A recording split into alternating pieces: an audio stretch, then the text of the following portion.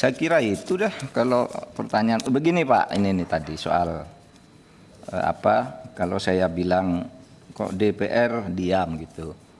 DPR itu awal-awalnya memang rame, termasuk saya mengikuti Pak Trimedia, saya kira 3 hari berturut-turut tuh ya muncul di TV dan keras beliau ini harus dibuka gitu. Tapi sesudah ini memanas, sudah menuju ke ini, kok tidak ada suara dari sini. Mana nih DPR kok diam? Saya bilang biar ikut bersama saya mendorong mengungkap kasus ini. Karena hukum itu kan produk politik. Tidak bisa hukum jalan sendiri kalau tidak ada suasana politik yang mendorong suara masyarakat dan suara. Pro justisianya itu kita dorong dari gerakan-gerakan politik. Tapi jangan masuk ke pro justisianya. Mana nih DPR kok diam? Saya bilang. Lalu DPR bilang, wah itu Menko Polhukam tidak tahu undang-undang bahwa DPR itu tidak boleh ikut campur. Lalu dulu kok ikut campur terus? Kasus Brotoseno itu berhasil kan karena DPR yang ngomong. Brotoseno di penjara tiba-tiba jadi polisi lagi. Dan menurut undang-undang tidak boleh. Ribut orang. Lalu DPR ngomong. Katanya karena berjasa. Jasa apa sih yang dibuat oleh seorang koruptor? Nah, kata DPR nih Pak Bambang Pacul. Nah sudah itu Kapolri terus bergerak tuh bersama Kompolnas. Pecat lagi dibuat perkap dulu. Urusan pencabulan santri ngomong, urusan apa ngomong. Jadi saya tunggu-tunggu karena saya selalu merasa cicat gitu. Sana ngomong sana sini, sama ngomong sana sini biar kebenaran itu keluar. Gitu sama Pak dulu ketika saya di MK itu, saya tahu ajudan saya ditarik semua, katanya mau diculik barang bukti rekaman itu. Tapi saya kan TikTok dengan publik, dengan DPR. Yang ngomong di sini publiknya bergerak, selesai masalah cicak buaya 2 itu. Lah kalau saya sendiri gitu udah selesai tuh, udah masuk 2 penjara 2 orang tuh. Gitu. Saya menggunakan cara yang sama tetapi tidak melanggar hukum, terukur. Gitu. Apa yang boleh saya buka ke publik, apa yang tidak saya ukur betul gitu. Tetapi saya memang disertasi saya itu politik hukum. Sehingga saya tahu bagaimana caranya menggunakan politik agar hukum bekerja. Gitu aja kalau saya.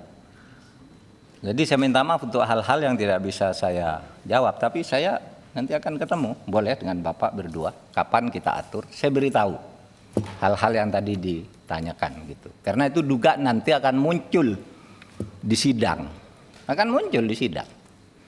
Saya sudah koordinasi dengan kejaksaan, jangan ada yang ditutupi, buka aja. Termasuk kita yang minta agar ekshumasi, katanya ekshumasi hanya boleh dibuka oleh hakim. Lihat saya bilang undang-undang apa yang melarang ekshumasi dibuka publik? Uang palsu aja diletakkan di meja kalau barang bukti. Ekshumasi kalau publik minta buka aja. Yang tidak boleh itu kan kalau ekshumasi atas penyakit, pemeriksaan atas penyakit itu menurut undang-undang tidak boleh. Wah ini kena penyakit menular ini kena HIV dan sebagainya, tidak boleh disiarkan. Tapi ini barang bukti kejahatan. Insya Allah hari ini dibuka tuh ekshumasinya tuh. Hari ini 6 dokter ya, 6 dokter akan membuka dan ini sudah banyak tahu juga. Tidak tahu ngebuka nanti di sini tidak tahu, terserah. Jadi Pak, saya mengucapkan terima kasih kepada semuanya.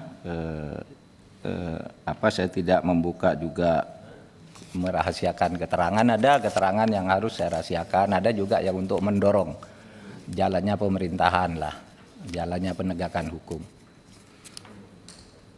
Itu Pak. Pak Ketua, sedikit Pak Ketua. 1 menit. Prof, ini terkait dengan pelaksanaan fungsi tugas dan kewenangan Kompolnas. Pasal 3 mengatakan Kompolnas punya tugas untuk melaksanakan fungsi pengawasan fungsional. Kemudian juga pasal 4-nya Kompolnas bertugas membantu Presiden dalam menetapkan arah kebijakan Polri dan memberikan pertimbangan kepada Presiden ya dalam hal-hal tertentu. Pertanyaannya begini, Prof. Sudah ada pendapat Prof. Saya terlepas daripada kalau Prof tidak mau menjelaskan diagram. Padahal dari informasi yang saya ketahui, Prof paham betul ini. Mungkin nggak mau dikasih tahu di umum ya, nggak apa-apa. Ya, Prof katanya paham. Nah, sehingga Prof sampai berpendapat kerajaan Sambo sangat berkuasa seperti Mabes dalam Mabes. Prof dalam kapasitasnya sebagai Ketua Kompolnas, ya, dalam konteks pemenuhan pasal 4, pemberian pertimbangan, ya kan, kemudian pelaksanaan fungsi pengawasan fungsional, ya. Apa setelah melihat fakta ini, rekomendasi atau pertimbangan apa yang Prof sampaikan kepada Presiden atau kepada kita lah setidaknya, Prof? Terima kasih, Prof. Saya jawab ya, Pak. Bapak tadi keluar agak lama rupanya. Tadi saya sudah jelaskan, Pak Desmond tadi yang tanya. Itu saya katakan soal gambar-gambar itu saya sudah dapat, tetapi itu bukan dari saya. Saya tidak tahu sama sekali. Yang saya baca kemudian di media itu Pak Teguh yang mengatakan itu ya, Pak Teguh. Tapi kalau orang-orangnya, saya katakan kerajaan Sambo itu bukan dalam konteks gambar pembagian uang judi itu, bukan. Saya malah tidak tahu yang begitu.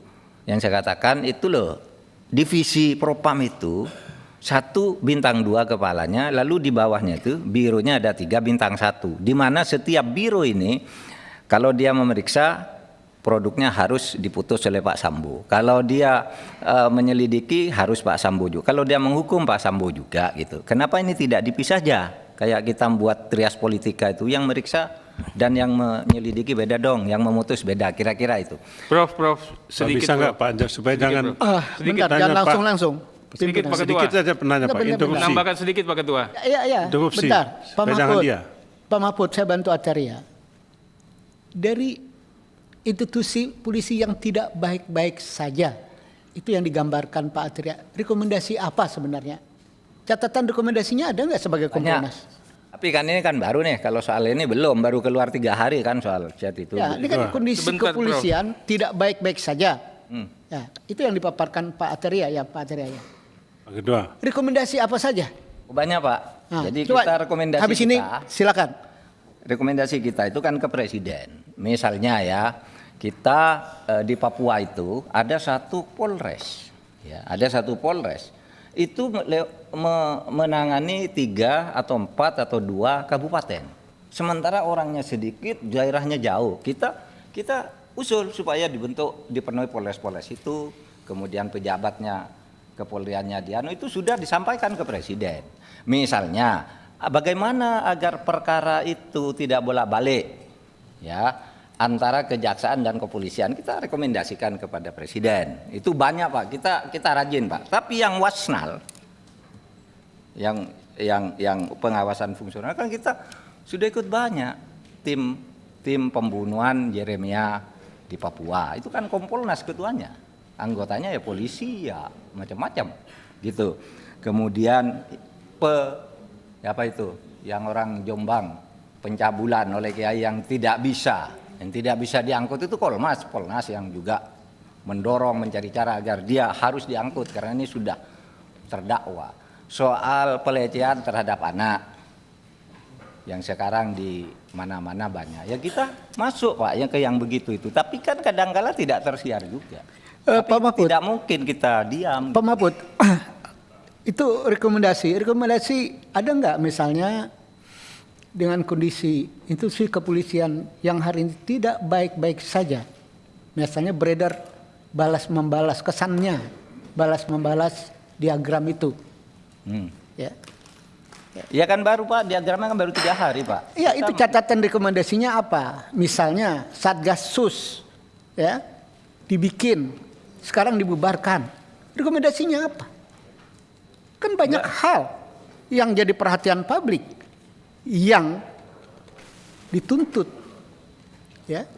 Kompolnas itu harapannya adalah memberikan masukan terhadap kepolisian.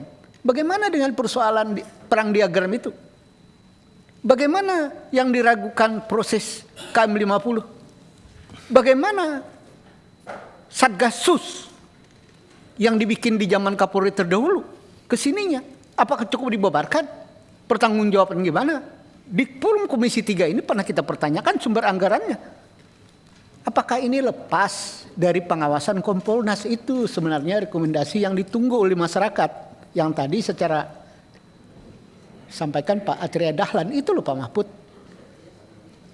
Gimana tuh Pak? Ada nggak rekomendasi seperti itu? Gini Pak, itu diagram yang tunjukkan Pak Arteria itu kan keluarnya tanggal 18. Pak Ketua, Sekarang makanya tanggal saya 22. sedikit Pak Ketua. Mungkin kalau yang di sini Pak Mahfud Pak Desmond ya tadi. bisa belum pendapatnya saya terima lah. Saya langsung aja lah Pak, sebagai Kompolnas Pak Prof. Apa pernah Kompolnas melakukan evaluasi terhadap Satgasus? Nih. Ya, yang dibubarkan itu loh. Apa nggak tahu orang-orang di Satgasus tiba-tiba bisa sekolah? Pas di sekolah nggak pakai sekolah tiba-tiba lulus. Atau yang nggak pernah ikut terdaftar tiba-tiba masuk di tengah. Setelah masuk dapat jabatan-jabatan strategis. Setelah itu main-main perkara, ada jaga-jaga perkara. Itu kan udah rahasia umum. Ya, pemantauan fungsionalnya mana pengawasannya yang dilakukan oleh Kompolnas ini. Saya juga Pak Benny Mamoto juga ngomong lah. Di Polri itu orang baik stres. Kenapa? Orang benar nggak jadi benar Pak. Itu loh. Orang yang antik malah dapat privilege itu loh. Ini yang kita coba melakukan penertiban saat ini. Saya percaya betul Pak Kapolri berani untuk itu. Sederhana Pak, kita bicara mengenai, saya akhirnya bicara ke person lah. Bagaimana seorang Karopaminal ya, dengan gaya hidup seperti itu. Padahal itu adalah serambi mukanya untuk integritas Polri Pak. Kompolnas sikapnya seperti apa selama ini? Nah ini hanya bagian-bagian kecil Pak, nanti saya bisa ngomongin satu-satu, tapi contoh lah. Ini kan kasat mata Pak, iya kan? Kita nggak bisa ngomongin person, akhirnya saya ngomong person lah. Set, masuk, mobilnya apa, taruh lagi. Ini udah di luar daripada ya seorang Karo Pak di Mabes Polri. Nah ini halal Pak, selama ini halal Pak. Nah apa yang dilakukan Kompolnas? Apa yang dilakukan Pak Benny Mamoto? Apalagi di situ kan di dalamnya juga ada yang namanya Pak Tito. Ya, kami minta betul ini dijelaskan lah. Jadi kita bicaranya, Prof yang ajarkan saya, Arteri harus berani untuk berkata benar.